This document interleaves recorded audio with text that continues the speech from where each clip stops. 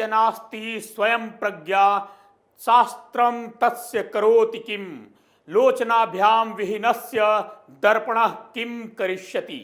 जिसके पास खुद ही बुद्धि न हो उसके लिए शास्त्र का ज्ञान क्या कर सकता है। ठीक वैसे ही जैसे अंधे इंसान के लिए दर्पण का कोई काम नहीं होता, कोई लाभ नहीं होता। यह श्लोक चाणक्य ने घनानंद के लिए कहा था। आज मैं जिस व्यक्ति की बात करने जा रहा हूं, सोचा कि उस व्यक्ति के लिए संस्कृत का श्लोक न पढ़ूं, लेकिन फिर मुझे ध्यान आया कि यह आदमी पढ़ा लिखा इंसान है। थोड़ा नहीं, बहुत पढ़ा लिखा इंसान है। मुंबई में हाई प्रोफाइल लाइफ स्टाइल है, कई कहानी, गजल, गीत और पटकथा का लेखक है, तो उसके लिए लिखा जा सकता है। नमस्तुभ्यम, आप देख रहे हैं कैपिटल टीवी। मैं हूं आपके साथ अरुण कुमार। हमारे खास कार्यक्रम थर्ड आई में आपका स्वागत है। आपसे एक निवेदन है कि यह वीडियो अंत तक जरूर देखिएगा, क्योंकि वीडियो के अंत में एक ऐसी रिपोर्ट है जो आपको सुखद अनुभूति देगी। फिलहाल बात करते हैं फिल्म इंडस्ट्री के जाने माने लेखक जावेद अख्तर की।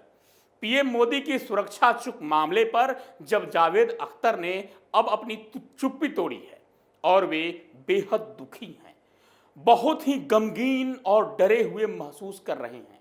जानते हैं क्यों? क्योंकि उन्हें एक बार फिर हिंदुओं में आतंकी दिख गया है और वे काफी डर गए हैं। पीएम मोदी का काफिला पंजाब के फिरोजपुर में फंस गया था। पीएम की सुरक्षा से खिलवाड़ को लेकर पूरे देश में हंगामा मच गया और कई तरफ से प्रतिक्रियाएं आने लगी, जो आज भी जारी हैं।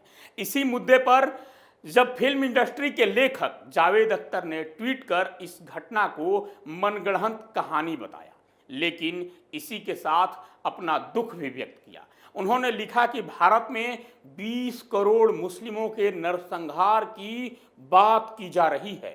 प्रधानमंत्री नरेंद्र मोदी की सुरक्षा चूक को लेकर भी गीतकार जावेद अख्तर ने अपना प्रोपगेंडा फैलाना अब शुरू कर दिया है। उन्होंने मुस्लिमों के नरसंहार की बात करते हुए डर का माहौल बनाने की एक बार फिर कोशिश की है। जावेद अख्तर ने एक ट्वीट किया और लिखा कि प्रधानमंत्री नरेंद्र मोदी ने खुद पर एक अस्पष्ट और कई लोगों द्वारा काल्पनिक बताए जा रहे खतरे पर चर्चा करने के लिए राष्ट्रपति रामनाथ कोविंद से मुलाकात करने चले गए। इस पर विचार विमर्श किया। वो एक LMG यानी लाइट मशीन गन से सुसज्जित बॉडीगार्ड्स के घेरे में बुलेट प्रूफ गाड़ी में बैठे हुए थे, लेकिन प्रधानमंत्री नरेंद्र मोदी ने 20 करोड़ भारतीयों पर नरसंहार के खतरे पर एक शब्द भी नहीं कहा। इसके बाद उन्होंने प्रधानमंत्री को मिस्टर मोदी कहकर संबोधित करते हुए पूछा कि वो ऐसा क्यों कह रहे हैं। दरअसल जावेद अख्तर साहब को किसी ने बता दिया है कि भारत में 20 करोड़ मुस्लिमों के नरसंहार की चर्चा की जा रही है। दरअसल ये जी रहे हैं भारत के 21वीं सदी के लोकतंत्र में, लेकिन सोच वही है मुगल कालीन ही लेकर बैठे हैं, जब लाखों लोगों का कत्लेआम किया जाता था। अब जरा एक नजर डाल लेते हैं सुरक्षा चूक से हुए जुड़े कुछ मुद्दों पर, कुछ कार्रवाई पर। सुप्रीम कोर्ट में इस मामले में सुनवाई हुई। सुप्रीम कोर्ट ने एक रिटायर्ड जज के नेतृत्व में समिति बनाने का निर्णय लिया। इस कमेटी में चंडीगढ़ के DGP, नेशनल इन्वेस्टिगेशन एजेंसी के IG, Punjab Haryana high court के रजिस्ट्रार जनरल और पंजाब के ADG को शामिल किया गया। लायर्स वॉइस नाम के एक NGO ने इस मामले के जिम्मेदार अधिकारियों पर कार्रवाई करने की मांग करते हुए सुप्रीम कोर्ट में याचिका दायर की है। इससे भी बड़ी बात अब यह है कि लंदन स्थित खालिस्तानी संस्था सीख फॉर जस्टिस ने पंजाब के बठिंडा फ्लाईओवर पर प्रधानमंत्री नरेंद्र मोदी का काफिला रोके जाने की जिम्मेदारी ली है। संगठन ने अधिवक्ताओं को धमकी देते हुए कहा है कि इस मामले को वे सुप्रीम कोर्ट में न लड़ें। SFJ की तरफ से लगभग 50 वकीलों को फोन कॉल करके धमकाया गया है। संगठन ने कहा है कि 1984 सिख नरसंहार के पीड़ितों को अब तक न्याय नहीं मिला है, इसलिए यह मामला अदालत में न चले। अब जावेद अख्तर साहब से पूछा जाना चाहिए कि क्या फोन कॉल भी मनगढ़ंत है, काल्पनिक है? क्या खालिस्तानी भी मनगढ़ंत हैं? तो जवाब होगा कि नहीं। दरअसल जावेद अख्तर साहब उस धर्म संसद के बयान को लेकर डरे हुए हैं। देश का पीएम अपने काफिला समेत एक फ्लाईओवर पर 20 मिनट तक फंसा रहता है। इसे लेकर कोई प्रतिबंधित संगठन जिम्मेदारी लेता है। सुप्रीम कोर्ट के वकीलों को धमकी दी जाती है। ये सब जावेद अख्तर को मनगढ़ंत और काल्पनिक लग रहा है, लेकिन धर्म संसद का एक बयान उन्हें वास्तविकता के करीब लग रहा है, उन्हें वास्तविकता लग रही है। दरअसल जावेद साहब को पीएम सुरक्षा चूक इसलिए काल्पनिक लग रहा है क्योंकि जिस पंजाब में पीएम का काफिला रोका गया वहां कांग्रेस की सरकार है और जावेद अख्तर उस कांग्रेस के वफादार सिपाही रहे हैं।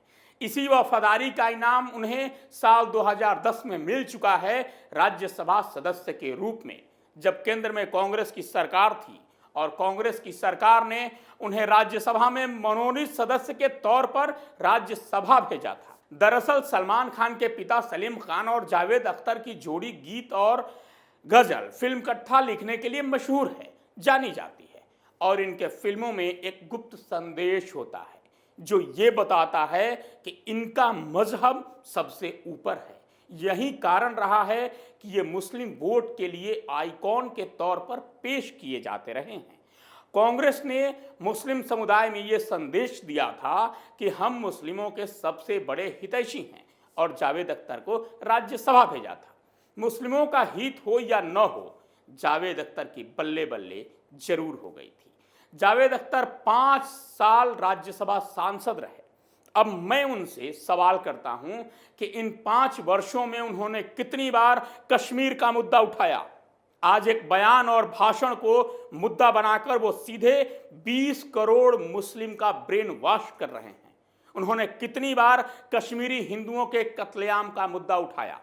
जावेद साहब, आप जिसकी बात कर रहे हैं वो थ्योरी है, सिर्फ एक कही गई बात है, लेकिन मैं जो सवाल कर रहा हूं वो प्रैक्टिकल था, वो कल्पना नहीं हकीकत थी। अब जरा जावेद साहब की पूरी तस्वीर पर एक नजर डालते हैं। ग्वालियर में जन्मे जावेद अख्तर बॉलीवुड के जाने माने गीतकार और पटकथा लेखक हैं। 2004 में इन्हें गीत लेखन के लिए किशोर कुमार सम्मान, साल 2007 में पद्म भूषण अवार्ड दिया जा चुका है। इसके अलावे 2020 में इन्हें रिचर्ड डॉकिंस अवार्ड से सम्मानित किया जा चुका है। किशोर कुमार सम्मान और पद्म भूषण तो आप जानते होंगे।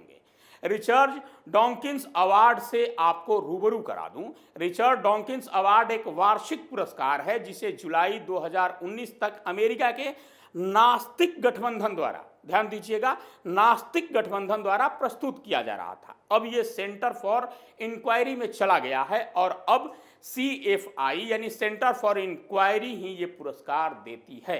विज्ञान, छात्रवृत्ति, शिक्षा या मनोरंजन की दुनिया में से एक प्रतिष्ठित व्यक्ति को प्रत्येक साल ये पुरस्कार दिया जाता है जो सार्वजनिक रूप से धर्मनिरपेक्षता और तर्कवाद के मूल्यों की घोषणा करता है। अब एक बात हमें समझ में नहीं आती है कि जो व्यक्ति जम्मू कश्मीर नरसंहार पर चुप्पी साधे रहता है, जो शख्स मुंबई हमले के गुनाहगार कसाब पर एक शब्द नहीं बोलता, जो व्यक्ति बंगाल हिंसा पर मौन हो जाता है, वहीं अखलाक के मुद्दे पर आंसू बहाता है, एक विवादित बयान को लेकर सीधे नरसंहार बता देता है, वह धर्मनिरपेक्ष कैसे हुआ? क्या धर्मनिरपेक्षता की परिभाषा बदल गई है या अलग अलग भारतीयों के लिए अलग अलग धर्मनिरपेक्षता घोषित की गई है? दरअसल ये लोग कांग्रेस, सेकुलर गैंग और टुकड़े टुकड़े गैंग के सक्रिय सदस्य हैं।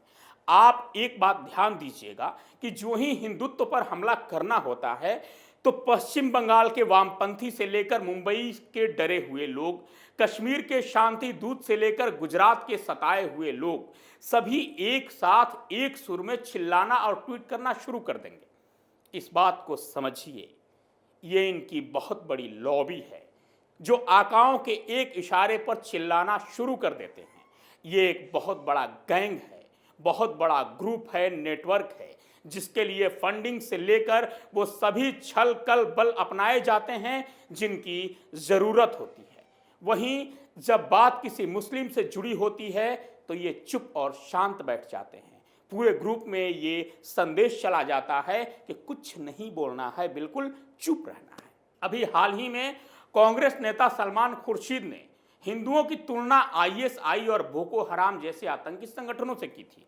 उसके तुरंत बाद यही जावेद अख्तर आरएसएस को तालिबानी कह बैठे। क्या ये किसी प्लानिंग का हिस्सा नहीं है? क्या ये महज एक संयोग है कि एक बोलता है तो दूसरा भी शुरू हो जाता है? नहीं, ये एक गैंग है जो योजनाबद्ध तरीके से काम कर रहा है। खैर, आप भी कहेंगे कि ये शख्स रोज ऐसी ही एक स्टोरी लेकर बैठ जाता है। लगता है कि दुनिया में कुछ अच्छा हो ही नहीं रहा है, सब बुरा ही हो रहा है। तो अब मैं वो स्टोरी बता रहा हूं जिसकी चर्चा मैंने शुरू में की, जो आपको सुखद अनुभव देगी। पहले ये वीडियो देखिए। राधे राधे गोविंद गोविंद राधे राधे राधे गोविंद गोविंद राधे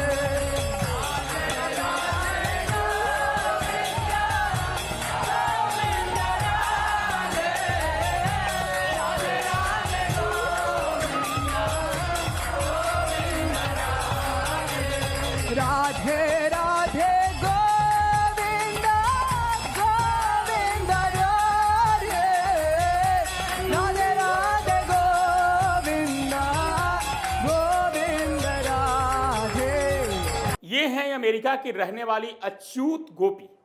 नाम आपको थोड़ा अजीब सा लगेगा, लेकिन इनका नाम है अच्युत गोपी, जो अपने कृष्ण भक्ति के लिए प्रसिद्ध हैं और इस भक्ति का इन्हें इनाम भी मिल रहा है। इस बार उन्हें ग्रैमी अवार्ड के लिए नामित किया गया है। दरअसल अमेरिका में ये अवार्ड संगीत के क्षेत्र में दिया जाता है। अच्युत गोपी के कृष्ण भजन को सुनने के लिए अमेरिका में दूर दूर से लोग उनके पास आते हैं। अच्युत गोपी का पूरा परिवार हिंदू धर्म मानता है और सभी भगवान कृष्ण के भक्त हैं। गोपी आध्यात्मिक विषयों पर लिखती भी हैं। अच्युत ने प्रेम माला नाम की एक किताब भी लिखी है, जिसके लिए उन्हें आध्यात्म श्रेणी 2020 नेक्स्ट जनरेशन झंडी बुक अवार्ड भी मिल चुका है ना सुखद अनुभव। मथुरा वृंदावन में कोई गोपी कृष्ण का भक्त हो जाए तो शायद आश्चर्य न होगा, लेकिन 7 समंदर पार अमेरिका में कृष्ण की भक्ति और इसके लिए ग्रैमी अवार्ड तक पहुंच जाना बड़ी बात ही नहीं, बहुत बड़ी बात है। आज के थर्ड आई में इतना ही। हमें दीजिए इजाजत। कल फिर मिलूंगा किसी नए विषय और शोध के साथ। तब तक देखते रहिए कैपिटल टीवी। नमस्कार।